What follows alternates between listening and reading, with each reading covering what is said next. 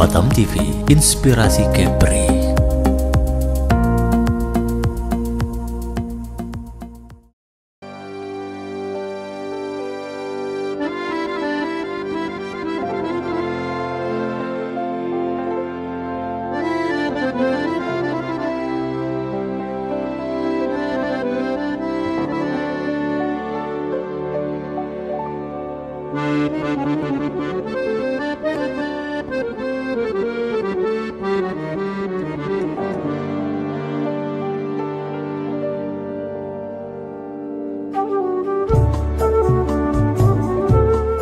Indonesia terkenal dengan kekayaan rempah-rempahnya. Bahkan ratusan tahun yang lalu, negara Eropa berupaya untuk menguasai rempah-rempah Indonesia. Rempah-rempah memiliki khasiat yang sangat banyak untuk kesehatan. Nah, kali ini saya akan bertemu dengan seorang ibu yang membuat jamu. Lalu seperti apa sih rempah-rempah ini bisa berubah menjadi jamu? Ikuti saya dalam produksi jamu usaha kecil obat tradisional. Berlokasi di Jalan Bengkong Baru, Blok B nomor 8, Kota Batam, Provinsi Kepulauan Riau, Nur Fauziah Isnaini memanfaatkan rumah sederhana ini menjadi tempat pembuatan berbagai macam jamu miliknya.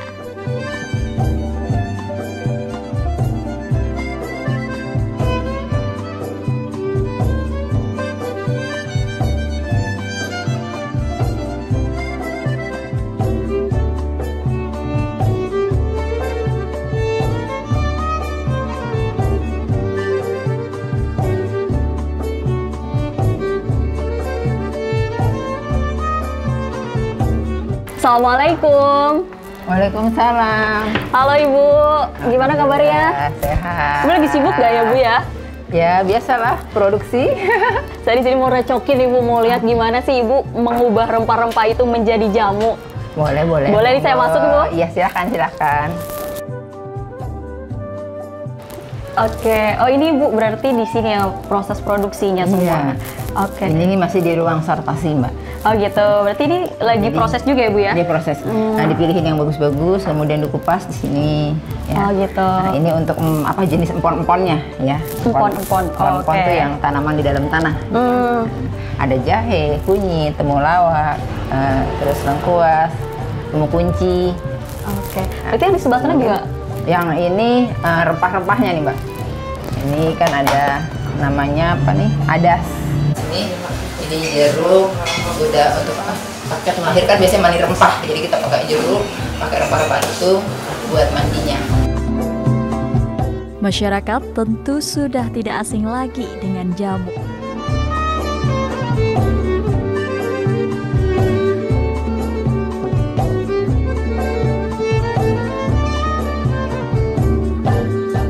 Ya, minuman tradisional ini ternyata telah ada sejak masa kerajaan Hindu-Buddha dan menjadi warisan berharga dari para leluhur kita.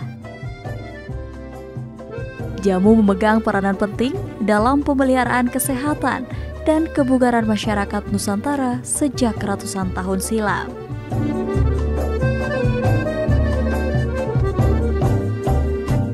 Begini, secara sederhananya, jamu dapat juga disebut sebagai obat herbal asli Indonesia yang diracik menggunakan bahan-bahan alami untuk menjaga kesehatan dan menyembuhkan penyakit.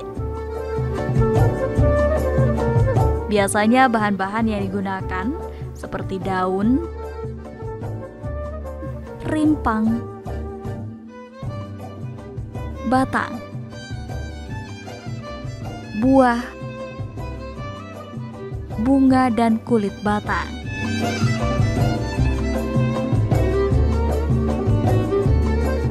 Bahan itu cukup mudah ditemukan di lingkungan kita.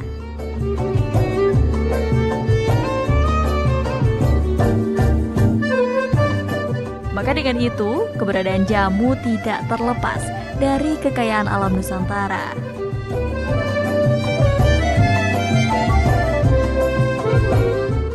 Mungkin dulu kita akan dengan mudah menemukan jamu pada penjual jamu gendong.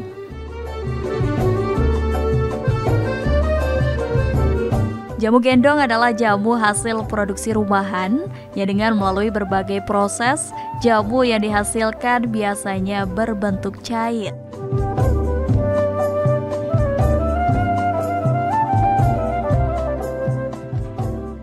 Jamu tersebut kemudian dikemas dengan cara dimasukkan ke dalam botol-botol.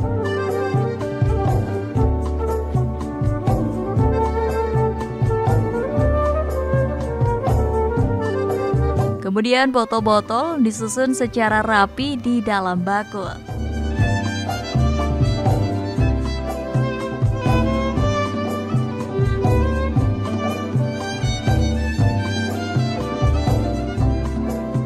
Jamu siap dijual. Bakul yang telah terisi botol-botol jamu yang tersusun akan digendong oleh penjual jamu.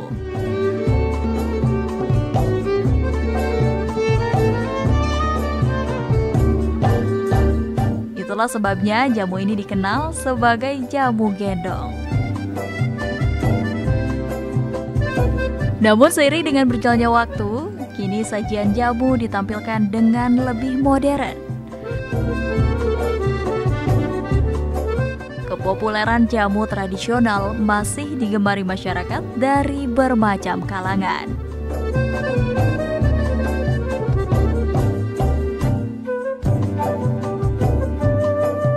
Pemirsa, di depan saya ini ada banyak rempah-rempah yang menjadi bahan dasar untuk pembuatan jamu.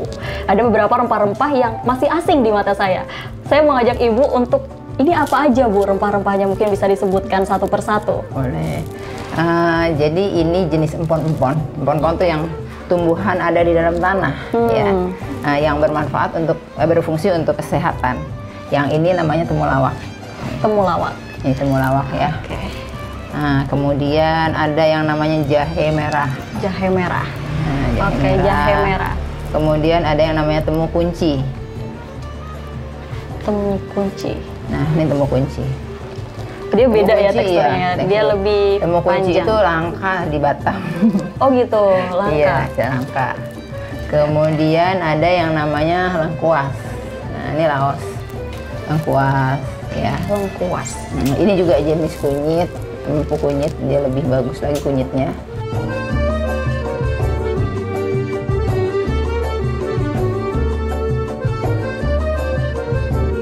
Beda dengan yang biasa kunyit dipakai untuk masak ya Bu ya ini? Oh beda, kalau Beda. kunyit masak, kunyit yang kecil-kecil.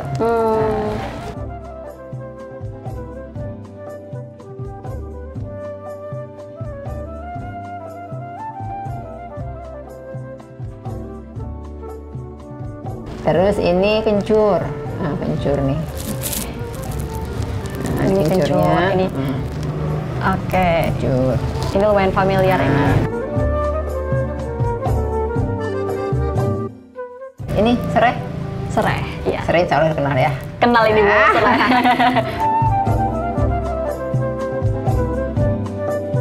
Ini daun salam, ya kan? Daun salam. Daun pandan tahu? Daun salam. Nih, Daun pandan tahu. Nah, daun pandan.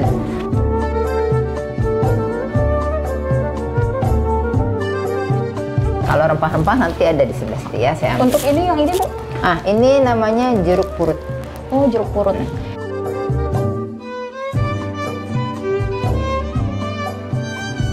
Ini kalau buat mandi, buat sauna, seger banget baunya, enak. Oh, gitu. Jeruk purut. Ini jeruk purut. Nah, langka kan? Biasanya yang dijual orang mungkin kalau lemon sering ya dengar ya. Kalau itu jeruk purut.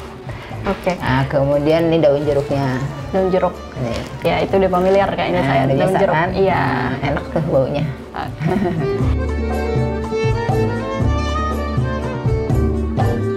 Awal Gimana? mulanya Ibu sampai bisa memproduksi jamu saat ini itu seperti apa sih sampai akhirnya sekarang ditekuni untuk terus membuat Awal jamu? mulanya ya. Iya. Sebenarnya saya terinspirasi ketika saya ikut training dari Kemenkes mengenai usaha pengolahan jamu gendong yang baik dan benar. Itu sih awal mulanya. Itu awal mulanya.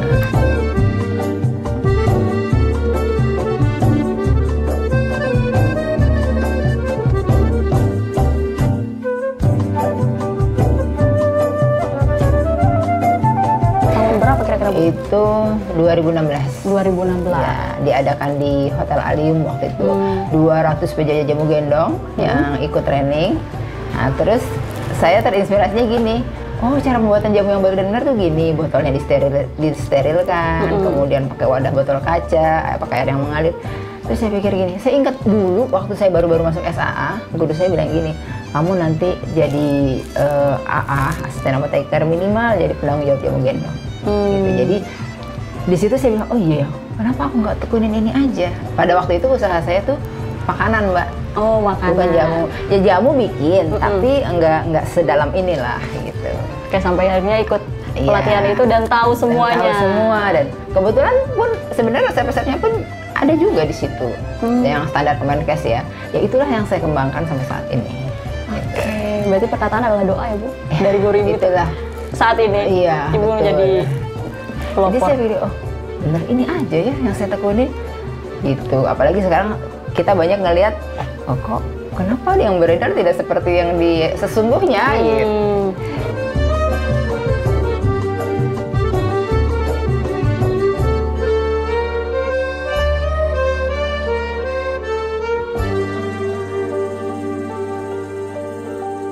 Berarti Iya. sudah berapa lama ya Bu dari Ini tahun ke-6.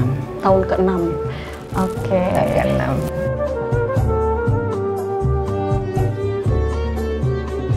Dari mulai jualan pakai botol sirup, saya tadinya belum ketemu botol 250 itu, belum. Masih botol sirup. Jadi kalau ada orang-orang botol sirup dibuangin, itu saya ambil untuk tempat jamu biar aman gitu.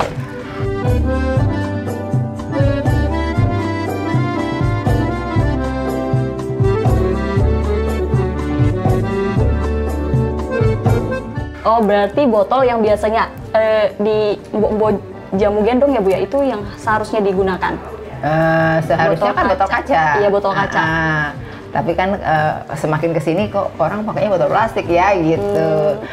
Setelah dijelaskan itu, saya jadi inget dengan pelajaran dulu berapa tahun yang lalu tuh ya. Saya lulus tahun 88. Jadi kira-kira sudah berapa tahun itu, Mas?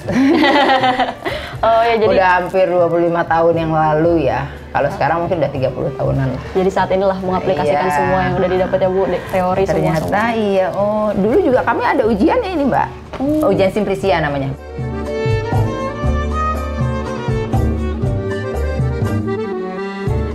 Memang dari dulu saya suka dengan pelajaran farmakologi, Oh gitu. farmakologi. Nah itu Oke. senang. Terus ujian Simplisia juga alhamdulillah 100 nilai saya. Jadi memang udah ada bakat sebenarnya ya emang untuk cinta. Jadi senang saya baca literasi-literasi mengenai kunyit itu apa sih, manfaatnya, kemudian kandungan yang zat khasiat di dalamnya itu apa aja gitu. Oke, artinya semua bahan yang di sini juga memiliki manfaat ya Bu ya, Iya. untuk jamu.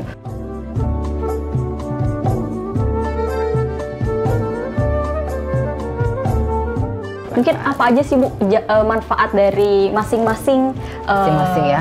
ini Yang paling banget ini kunyit. kunyit. Kunyit ini kaya banget manfaatnya. Dari mulai antioksidan sampai anti kanker. Oke. Jadi kalau disebutin banyak gitu ya, karena itu dah kurkumin yang ada di dalamnya. Oke, untuk kanker berarti ya Bu ya? Iya, Mencegah. dari mulai antioksidan. Antioksidan itu kan anti radikal bebas ya. Jadi sampai ke anti kanker. Jadi kalau orang kuncinya sebenarnya itu. Jadi karena dia antioksidan tinggi, akhirnya ya bisa buat yang sampai dengan anti kanker gitu.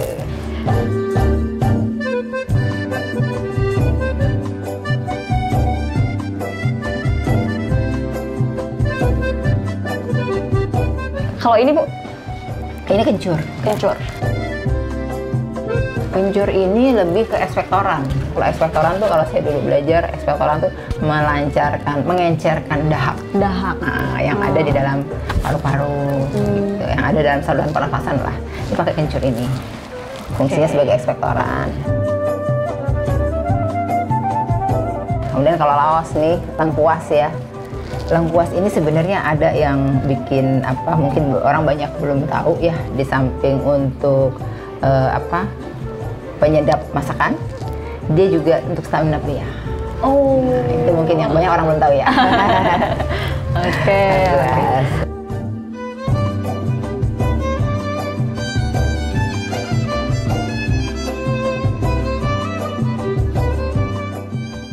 Bu, nggak afdol nih kalau saya nggak lihat gimana sih produksinya. Boleh, Mungkin boleh. saya hari ini apa yang akan diproduksi, saya pengen lihat nih Bu gimana prosesnya membuat Hari jamu. ini jahe lemon sama Jahe empon-empon lemon kencana. sama empon-empon. Ayo kalau mau lihat itunya prosesnya. Oke Bu.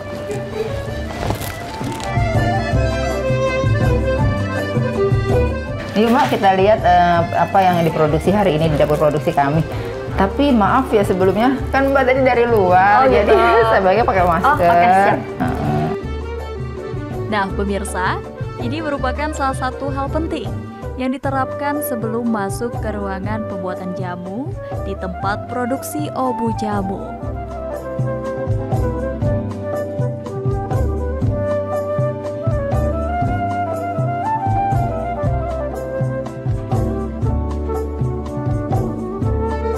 Siapapun yang akan masuk ke ruang produksi perlu menjaga kebersihan ruang produksi ini. Maka dari itu, saya diminta oleh Ibu Nur Fauzia untuk menggunakan masker, penutup kepala, dan juga sarung tangan.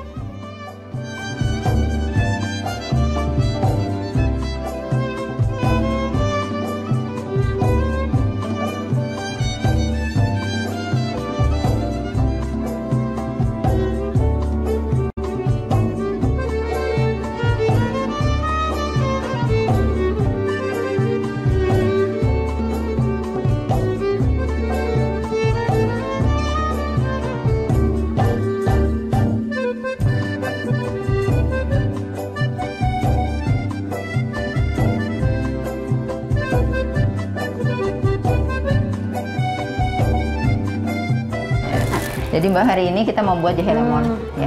Berarti ini bahan-bahan yang tadi udah disiapin ya Bu ya? Ini udah kita siapin semua jahe lemon. Kemudian ini untuk empon-empon ya. Ada kencur, ada apa nih namanya kunyit ya kan? Oke. Kemudian ini udah dikupas-kupas, udah dipotong-potong kunyitnya. Ada berapa bahan berarti Bu untuk jahe lemon sendiri? Untuk jahe lemon hanya jahe dan lemon.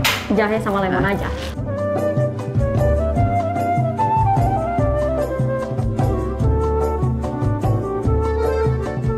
Nah, ini contoh untuk membuat dua resep jahe lemon. Dia ditunggu sampai suhunya 60 sampai 70-an lah ya. Oh, 60 sampai 70. 70 sampai 80 maaf. Oke. 70 sampai 80. Karena kalau dengan suhu tinggi nanti jahenya berkurang. Oh, khasiatnya. ada pengaruhnya juga ya Ada. Bu ya. Jadi harus memang Ya, sesuai jadi airnya pun tracknya. sudah air matang kan, ada air matang. Jadi kita tinggal panasin aja sampai 70. Ya.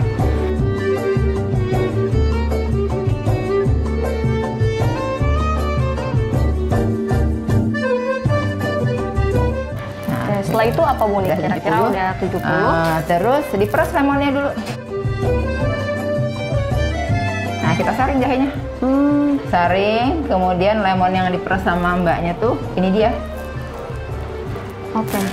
Nanti tinggal dituang.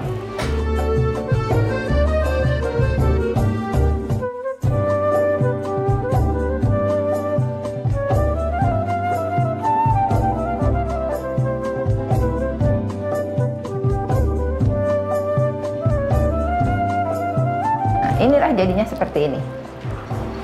Ini yang udah jadi.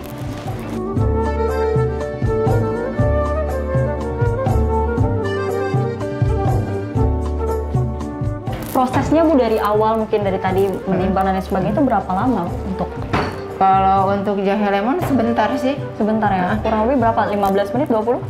setengah jam Lah ya.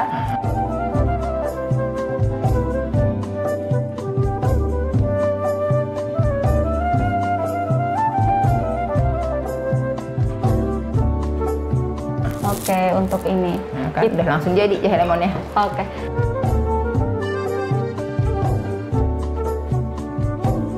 Itu berarti per hari itu biasanya produksi sesuai pesanan atau misalnya Sesuai enggak, kadang oh ini mau ada event ya kita produksi gitu. banyak. Berarti dalam satu hari bisa produksi berapa botol kira-kira Bu untuk jahe lemon sendiri? Untuk jahe lemon mungkin 30-an ya. 30. 20-30. Oh, dengan dua Dua. Lemon ibu. Kadang sama saya juga. Tapi ini gitu. saya lagi nggak ikutan.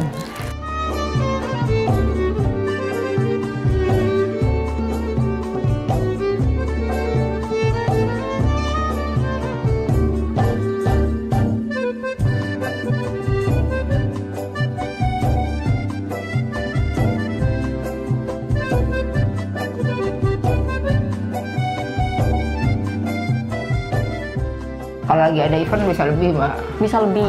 Jadi ini kan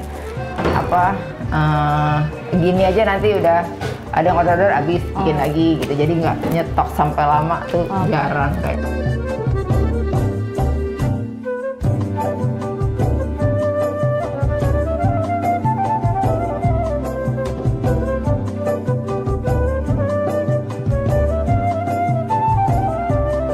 Berapa lama Bu dari mulai setelah dimasukkan ke dalam kemasan masa apa ya bisa dibilang? Kalau jahe lemon bisa 3 bulan, Mbak. Oh 3 bulan. Itu di suhu ruangan ya Bu? Nggak di suhu kulkas. Oh di kulkas. Kalau di suhu ruang? Di suhu ruang 1 minggu. 1 minggu. Lama juga kadang sampai 2 minggu pun nggak apa-apa jahe lemon. Lama juga ya Bu ya? Dia tahan. Iya. Oke. Berarti hanya jahe lemon itu hanya 2 jahe dan lemon. Juga lemon.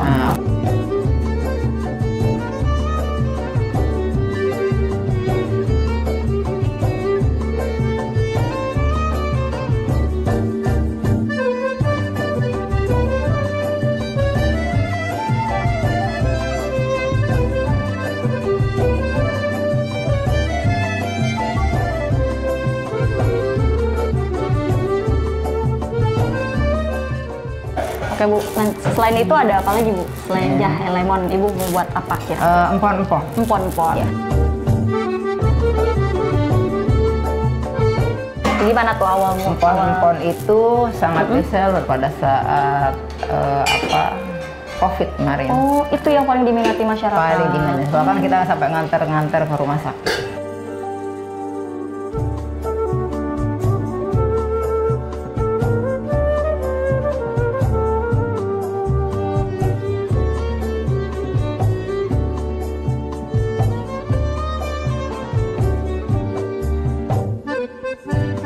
Karena memang banyak sih begitu minum empon-empon sama kita ada pasangannya 1 jus 3 diva.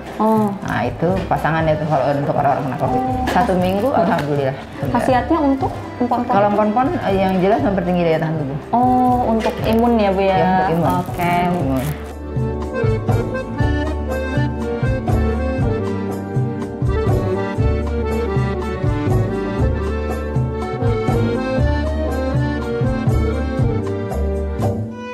Oke, berarti ini lagi mau buat ya Bu ya? Ya, ini lagi mau buat empon-emponnya di blender dulu bareng. Oh gitu. Kan tadi empon-empon isinya apa aja tuh? Jahe, ada kunyit, kemudian ada temulawak, ada serai, ada kayu manis. Lebih banyak ya daripada jahe lemon ya Bu ya kalau untuk empon-empon bahan-bahannya? Iya, lebih banyak. Oke, oh berarti ini yang pertama di blender dulu.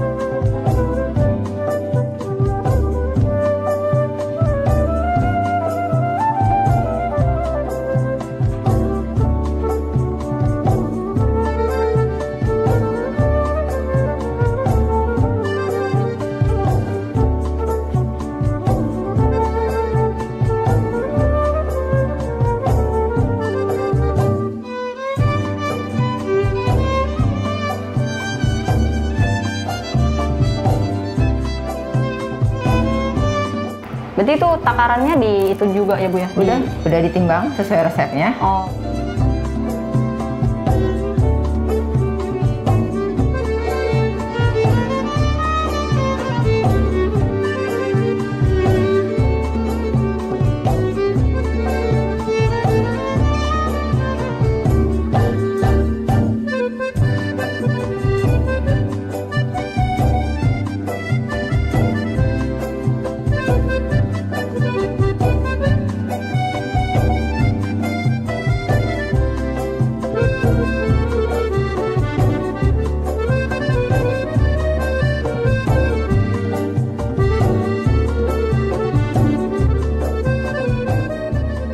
Berarti ini langsung mau di ini ya Bu ya? Di blender.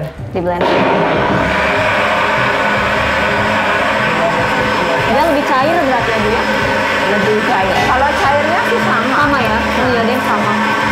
ya Mbak.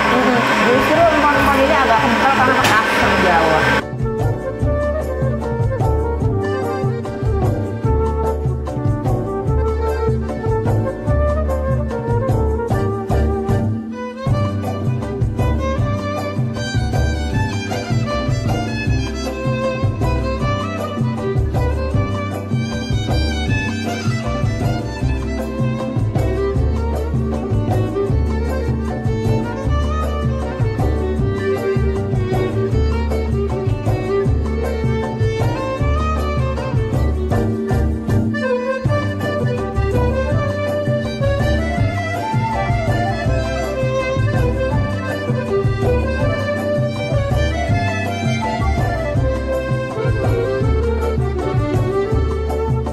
Setelah di blender itu proses empon-emponnya di apa Setelah lagi? di blender, kemudian dimasak.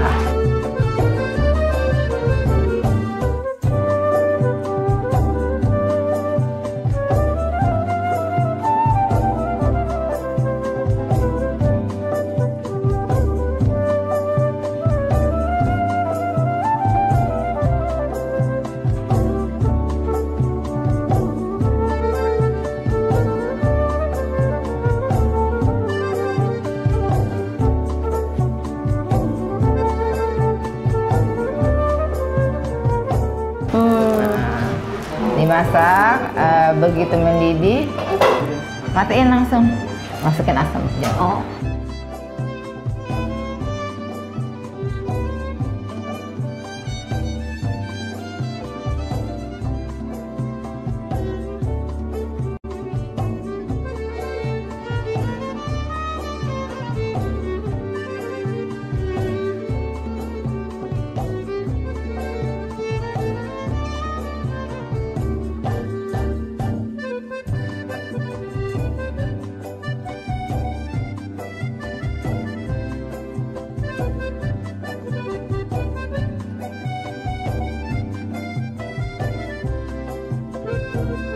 Berarti untuk empon-empon nggak ada suhu yang harus Enggak. oh nggak kayak jahe lemon ya Bu Oh, ya? jahe lemon.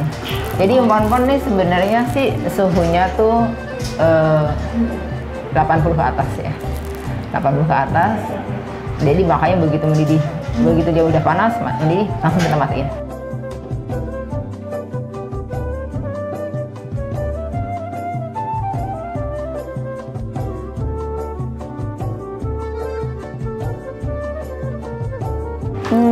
Kayak gitu. Iya, Setelah itu sudah selesai berarti Bu? sudah. Udah direbus. Tinggal dimasukin asam Jawanya, udah. Asam tinggal- Jawa dalam bentuk asam aja, Asam. nggak diekstrak atau di. Enggak. Oh, enggak. Ada asam Jawa, yang udah dikupas bijinya. Nah, Oke. jadi dimasukin.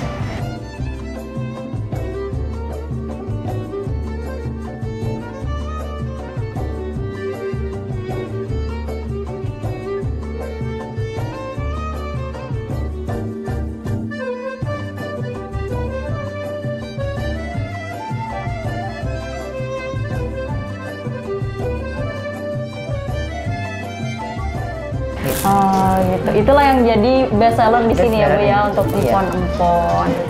Kalau empon-empon sama berarti Bu ya, untuk produksinya berapa menit kira-kira?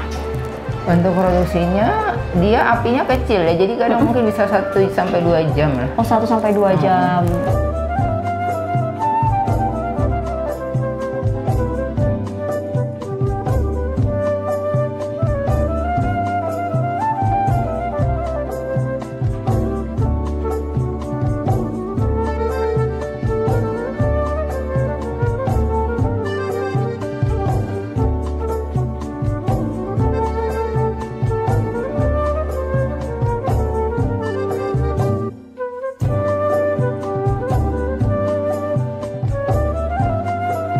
Berarti lebih lama dari lemon jahe ya? Iya, kalau jahe lemon kan sebentar aja. Kalau ini kan kita produksinya sekali minimal 5 liter kan. Jadi kan dengan api kecil. Ini kan tadi jahe kita pakai contoh sedikit aja, jadi cepet.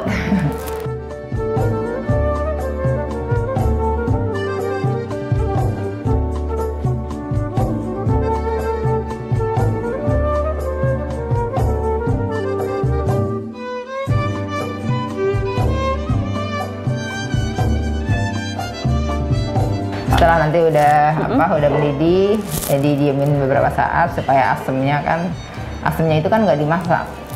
Asemnya begitu mendidih langsung masukin gitu. Jadi kan biar dia meresap dulu.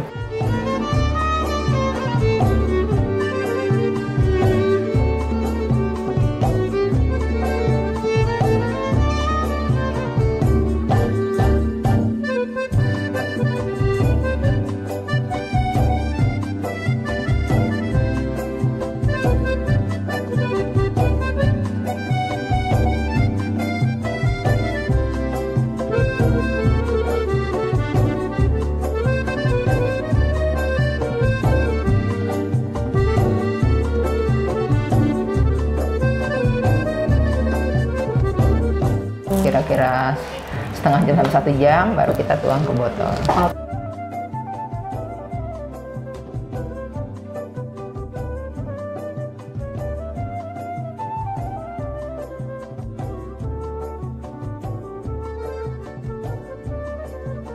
Ini untuk range harganya Bu, dari mungkin yang botol yang kecil ini berapa Bu? 35.000. Semua jamu yang Ibu produksi atau beda-beda? Beda-beda.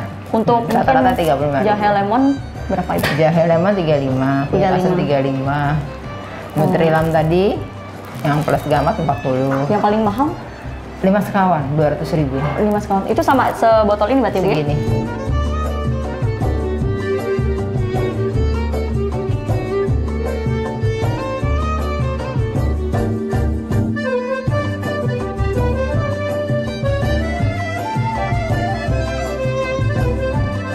Karena kami madunya madu asli, jadi madunya sudah mahal.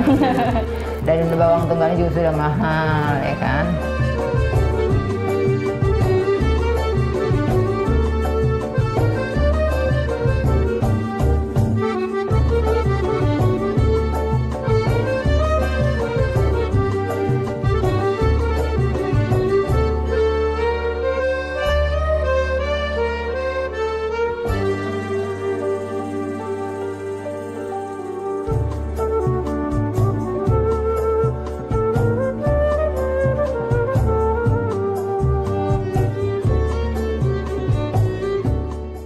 Tapi misalnya nanti kalau ada yang mau request ini, berarti ini berapa liter Bu yang ini? Ini 250. Misalnya ada yang request mau lebih dari 250 bisa Bu ya? Boleh. Ibu sediain. Iya, yang seperti botol ini 1 liter. Itu 1 liter ya Bu ya? Iya, 1 liter. Oke. Ini beras berarti ini kencur. kaca Ibu ya yang tadi sudah sesuai dengan. Iya, kaca. Oke.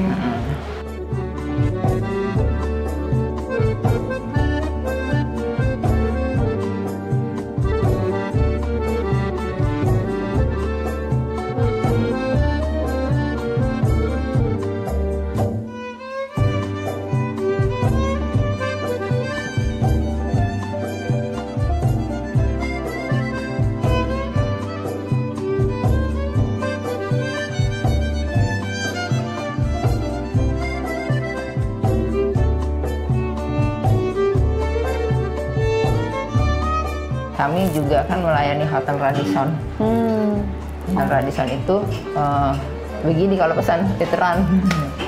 Jadi kadang 5 liter, 10 liter, kadang bahkan sampai 20 liter sekali order.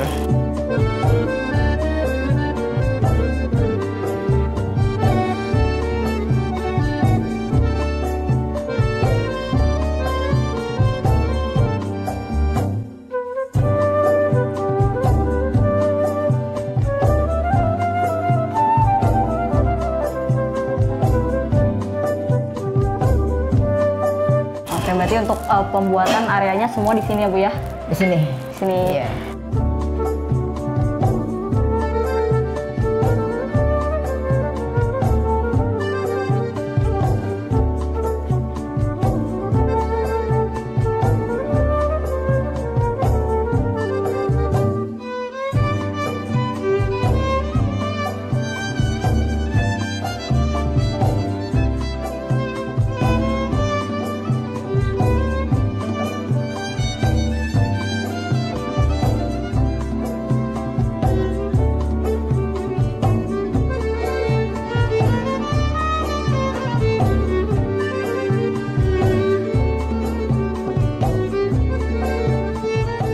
saya juga harus pakai ini, harus pakai ini untuk menjaga kebersihan juga Bu ya. Iya, betul. Ini salah satu standarnya juga kan Bu ya. Karena kita kan sudah CPOTB tahap 1. Cara pengolahan obat yang baik dan benar.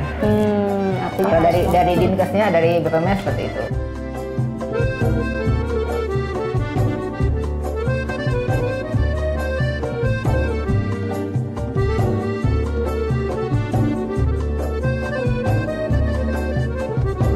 Jadi diusahakan seminimal mungkin kontaminasi terjadi.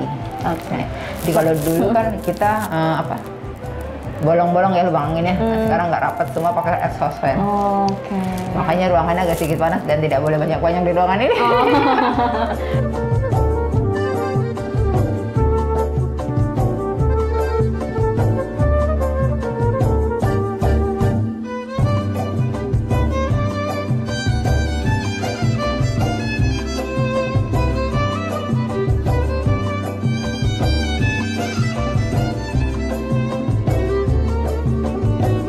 Dan juga tadi seragam yang dipakai untuk orang yang membuatnya juga Bu, Iya. seperti memakai OPD gitu ya Bu Iya. ya. Iya, makanya kalau kesini ya sebentar keluar. Ya memang sudah Itu sih. aman ya ini di sini Iya. pembuatannya. Oke.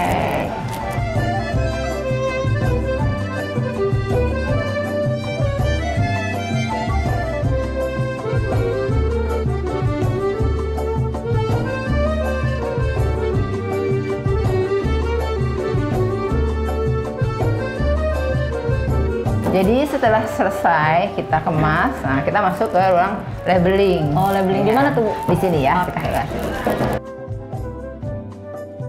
Jadi kita ke ruang labeling ya. Tadi kan udah jadi nih jahe lemonnya. Nah, kemudian kita stiker. Oh, di sini berarti. untuk Ya, di sini ruang stikernya.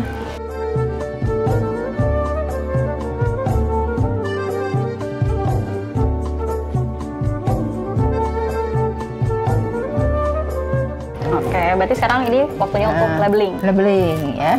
Jadi langsung ini kan jahe lemon. Nah, tinggal dipasang stikernya jahe lemon. Oh, berarti sudah di print duluan ya Bu ya ini ya Bu ya? Udah, kita udah banyak tuh sudah stiker.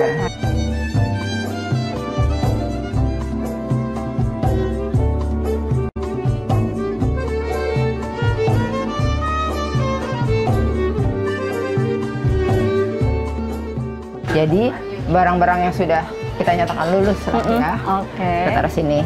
Nih, ini udah siap, udah nggak ada masalah kan, udah rapat. Nah, kita tinggal stikerin. Oh gitu. Ya. Iya. Jadi kita Sesuai akan dengan nama stikerin, jamunya. Sesuai dengan nama jamunya. Oke. Tuh. Berarti langsung di labeling. Oke. Nah, Tinggal dibuka. tinggal ditempel. Oh, tempel. Aduh, aduh.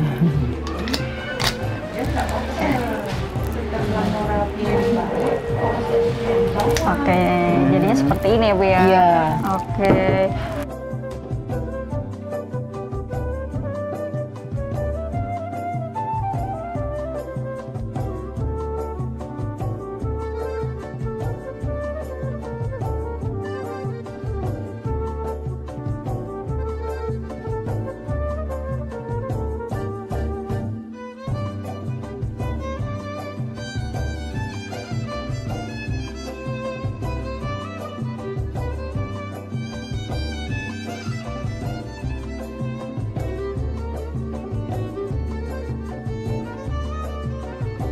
Bu, berarti saya udah boleh buka ini ya Bu ya? Udah boleh. Udah bukan di ini lagi. Nggak di ruang produksi lagi, nggak di ruang pengemasan. Oke. Berarti di sini labeling. Setelah itu ngapain lagi Bu? Setelah di labeling ya udah tinggal ini nanti mau Kirimkan ke kamarnya. ke pelanggan. Oke. Ya kan? Kalau kami kan outletnya ada di depan. Jadi biasanya kalau yang untuk stok kami simpan di showcase, di ruko, di kios.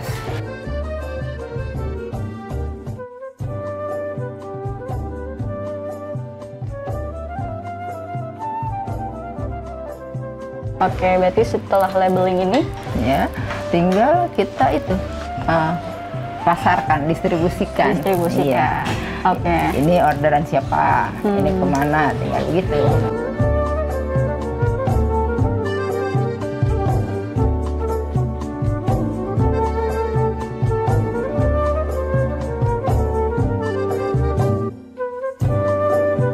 Tapi sejauh ini peran pemerintah gimana nih Bu? Peran pemerintah Untuk usaha Ibu sendiri? alhamdulillah sangat-sangat mendukung. Jadi mendukung.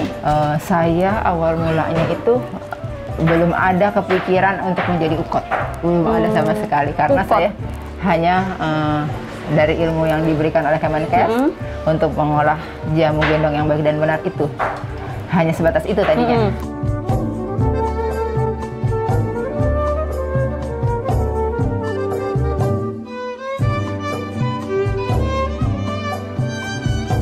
Kemudian pertama kali saya dikunjungi oleh BNN untuk mengadakan pelatihan pembuatan jamu untuk anak-anak pasca narkoba. Itu pertama kali.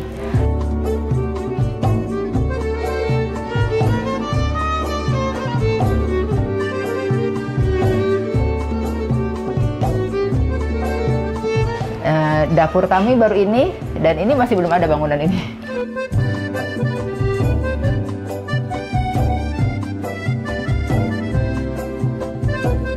Nah, terus alhamdulillah saya berterima kasih ya, BNN sudah percaya gitu dengan Obu Jamu pada saat itu untuk mengedukasi para pecandu narkoba itu.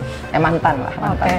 Tahapannya seperti apa Bu sampai akhirnya diterima dan juga menjadi itu ukot sendiri? setelah itu kan, kemudian kami dikunjungi oleh BP POM. BP POM waktu itu ketuanya masih Pak Yosep. Oke, untuk Ya mereka mengadakan pendampingan, pendampingan. Jadi pengolahan jamu yang baik dan benar.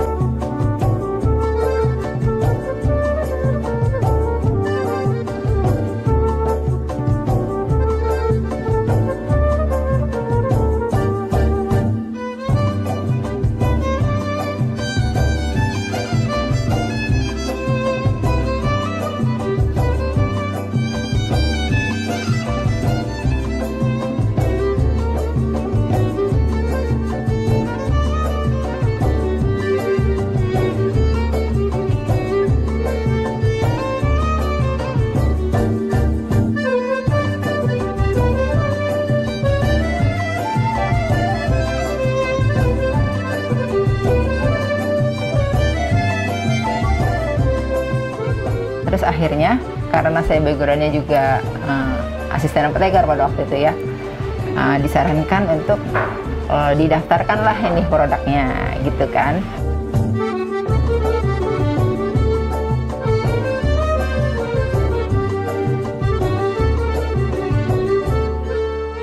Akhirnya keluarlah peraturan bahwa di tahun 2020 untuk minuman harus MD. Dulu kami pakainya pakai RT izinnya. Nah, MD akhirnya untuk mengurus MD ini kan juga banyak juga prosedurnya ya. Tapi karena saya backgroundnya ini asisten apoteker, sehingga disarankan untuk ukot. Ternyata untuk ukot itu harus minimal TTK. Sekolah lah kali saya TTK, ya kan. Akhirnya udah selesai TTK, diperiksa sarananya. Itu lama Mbak karena tarik ulurnya gini. Aduh kok panjang banget ya perjuangannya. Berapa lama tuh sampai akhirnya? Mungkin bisa 2 tahunan lebih lah. Sampai sekarang Pak Lintang ya, dari Pak Yosep, Pak Baga, Pak Bagus, sekarang Pak Lintang. Oke, 2 tahun untuk bisa 2-3 tahun Mbak. Karena kami mulai usaha 2017, ya kan. Nah ini baru 3 tahun belakangan.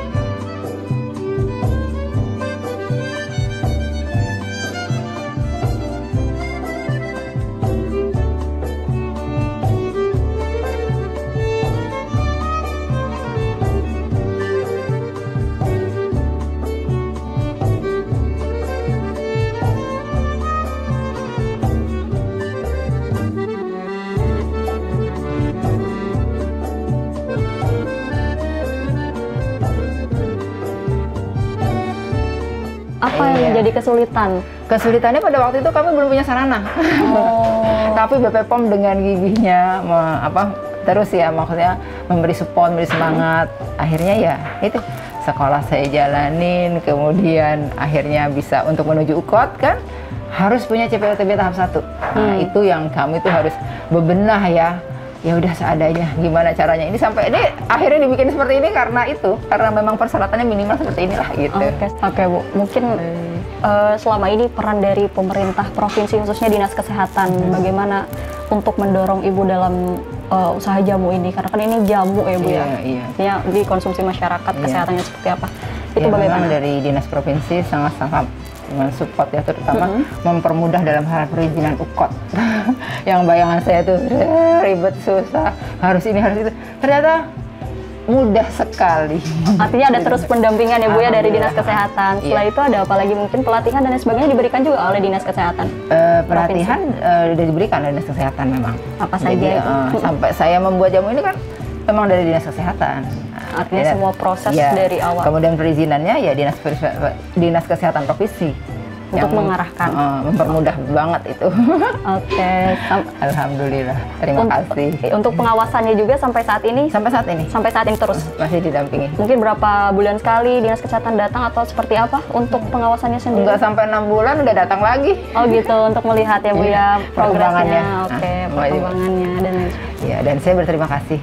Kita UKOT pertama di Kepri dan Dinas Provinsi terus mendampingi sampai akhirnya sampai saat ini. Mudah-mudahan nanti sampai kami ekspor pun kita mendapatkan kemudahan melalui Dinas Provinsi Kesehatan. Tapi untuk kendala yang kendala ketika pembuatan sendiri, mungkin ada kendala dan lain sebagainya, itu selalu dikomunikasikan juga ke Dinas Kesehatan untuk meminta solusi dan lain sebagainya. Iya Mbak, itulah yang perlu kegigihan. Artinya welcome ya Bu ya pemerintah sendiri. Alhamdulillah ya. Itu yang saya berterima kasih itu ya. Pihak semua tuh merangkul lah. Oke deh Ibu, terima kasih. Saya udah diajak jalan-jalan ke sini ngeliat gimana produksi jamunya. Mudah-mudahan deh, mohon doanya ya. Amin, semoga. Artinya Ibu di sini apakah ada teman-teman seperjuangan Ibu juga yang dulu ikut pelatihan juga membuka seperti Ibu? Sepertinya belum saya temuin ya yang untuk akhirnya sampai jadi UKOT belum. Mungkin mereka ya masih jualan jamu biasa. Oke deh kalau gitu, sukses terus ya Ibu, semoga produk-produknya diterima oleh masyarakat dan masyarakat bisa merasakan manfaatnya juga. Itulah harapan saya. Jadi emang kami punya satu visi misi menjadi industri jamu tradisional yang terkemuka dan mampu memberikan solusi kesehatan buat masyarakat Indonesia maupun mancanegara. Itu harapan. Amin ya Allah, amin. Semoga semuanya terkabul. Amin. Oke Ibu, terima kasih sekali lagi. Saya telah diajak keliling-keliling. Oke. Baik pemirsa, tadi ada beberapa poin yang disampaikan oleh Ibu Nur Fauziah terkait UKOT. Dan kali ini saya sudah bersama dengan Bapak Gentayananta selaku Kasih Farmalkes Dinas Kesehatan Provinsi Kepri. Halo Bapak. Halo. Gimana kabarnya nih Pak? Sehat, alhamdulillah. Sehat, alhamdulillah ya Pak ya. Pak, tadi disinggung terkait UKOT. Usaha kecil obat tradisional. Ya. Itu apa Pak? Mungkin bisa dijelaskan. Ya, terima kasih. Terkait UKOT itu sendiri, bahwa kepanjangan dari usaha kecil obat tradisional itu berupa usaha yang ada di masyarakat terkait dengan jamu yang dibikin obat tradisional dalam semua bentuk, tapi kecuali tablet dan effervescent gitu. Oke, tapi sejauh ini di Kepri sendiri yang masuk ke UKOT sendiri itu? Jadi untuk di wilayah Kepri yang terdata dari kami itu hanya baru satu, Mbak. Jadi satu, makanya kami dari Dinas Kesehatan Provinsi terus menggaungkan bahasanya ya agar masyarakat di Kepri mau juga ikut sebagai pelaku usaha di UKOT ini. Oke, baru satu di Kepri. Apa itu ada kaitannya dengan proses perizinan yang tadi disebutkan Ibu, mungkin agak panjang atau seperti apa ya, prosesnya sendiri? Nah ini memang apa yang disampaikan bahwa memang banyak masyarakat yang memang tidak mengetahui.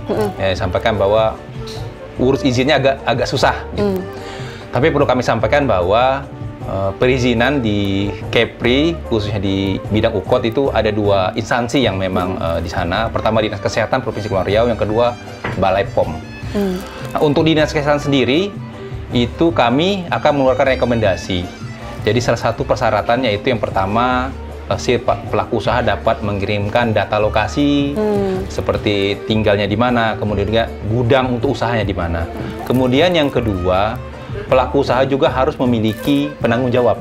Karena ini sifatnya obat tradisional, tetap juga harus memiliki tanggung jawab. Yang ketiga, kemudian syarat-syarat administrasi yang pada umumnya. Jadi memang tidak sesulit yang dibayangkan sebenarnya. Mudah kok, kami selalu mendampingi dan membantu para pelaku usaha untuk pengurusan perizinan. Oke, artinya ketika ada pengusaha yang akan melakukan untuk bisa menjadi ukot dari Dinas Kesehatan, terus kami dorong, kami dampingi sampai si pelaku usaha mendapatkan izin, itu pun kami terus dampingi. Apa saja yang perlu dipersiapkan mungkin dari para pelaku yang akan ingin masuk ke ukot? Ya, jadi para pelaku usaha yang memang ingin berusaha di bidang obat tradisional, salah satunya ukot ini, tadi sampaikan di awal bahwa perlu ada administrasi secara umum, data lokasi, penanggung jawab, kemudian juga perlu juga pada saat dia mengeluarkan izin, bahan-bahannya apa saja perlu dijabarkan, kemudian rencana produksinya seperti apa. Nah, nanti itu kami dampingi selalu, kami dan Dinas Kesehatan dan Balai POM di Batam selalu mendampingi para pelaku usaha. Itu berapa lama Pak dari mulai pengajuan dan sampai akhirnya bisa menjadi ukot? Sebenarnya kalau memang pelaku usaha ingin mengurus izin itu teman tidak lama. Jadi kalau syaratnya lengkap yang saya sebutkan tadi, kami dampingi. Paling lama itu 2 minggu, itu saya pikir sudah siap.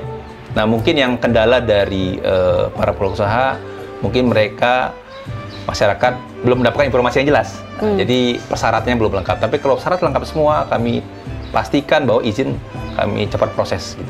Oke, di Kepri ada satu. Baru satu, ya. Ukot. Itu setelah jadi ukot dari Dinas Kesehatan juga ada pendampingan dan juga pengawasan. Dari seperti yang dilakukan ke Ibu Nur Fauziah juga. Betul. Jadi salah satunya bentuk pembinaan pengawasan kami dampingi setahun kadang 2 kali gitu. Jadi kami dampingi kalau ada hal yang memang perlu kita infokan agar produk yang dihasilkan bermanfaat bagi masyarakat.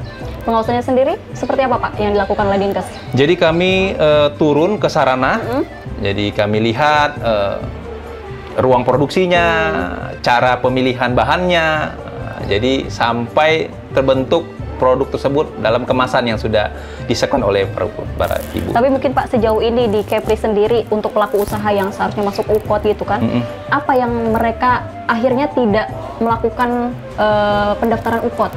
Ya, kebanyakan dari para masyarakat atau pelaku usaha ingin mengurus izin ukot ini, yang tadi salah satunya faktor yang agak menjadi beban itu penanggung jawab. Karena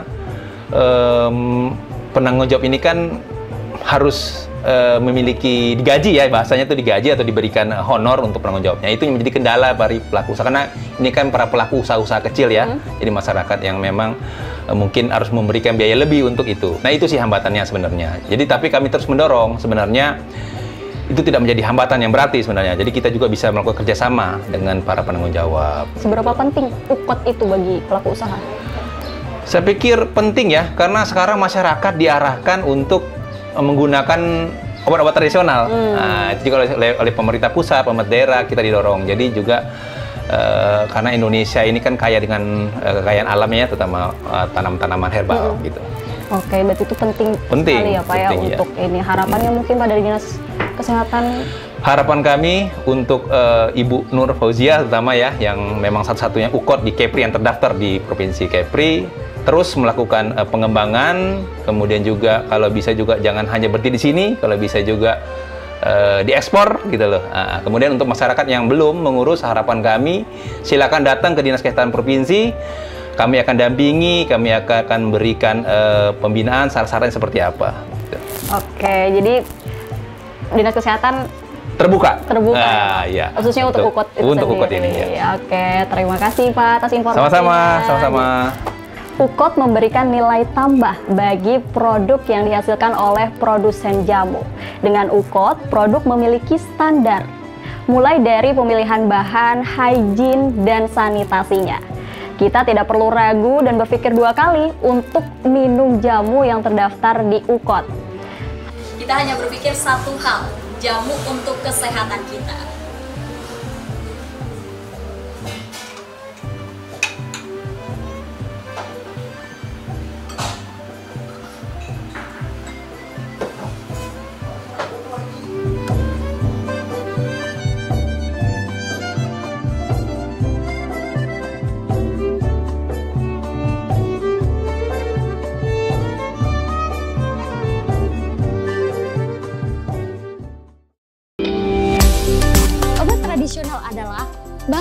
atau ramuan bahan tumbuhan hewan, mineral, atau campuran dari bahan tersebut yang secara turun-temurun telah digunakan untuk pengobatan, maka harus memenuhi kriteria berikut ini.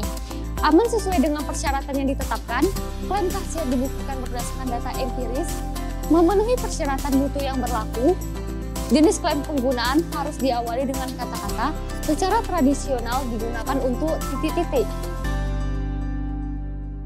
Sedangkan obat herbal terstandar atau OHT adalah sebagian obat bahan alam yang telah dibuktikan keamanan dan khasiatnya secara ilmiah dengan uji praklinik dan menggunakan bahan baku yang telah distandarisasi. OHT harus memenuhi kriteria sebagai berikut. Aman sesuai dengan persyaratan yang ditetapkan, klaim khasiat dibuktikan secara ilmiah dan praklinik, telah dilakukan standarisasi terhadap bahan baku yang digunakan dalam produk jadi, dan memenuhi persyaratan mutu yang berlaku. Gunakan obat herbal standar yang tertera tanda seperti ini. Manfaatkan kekayaan alam Nusantara untuk kesehatan bangsa.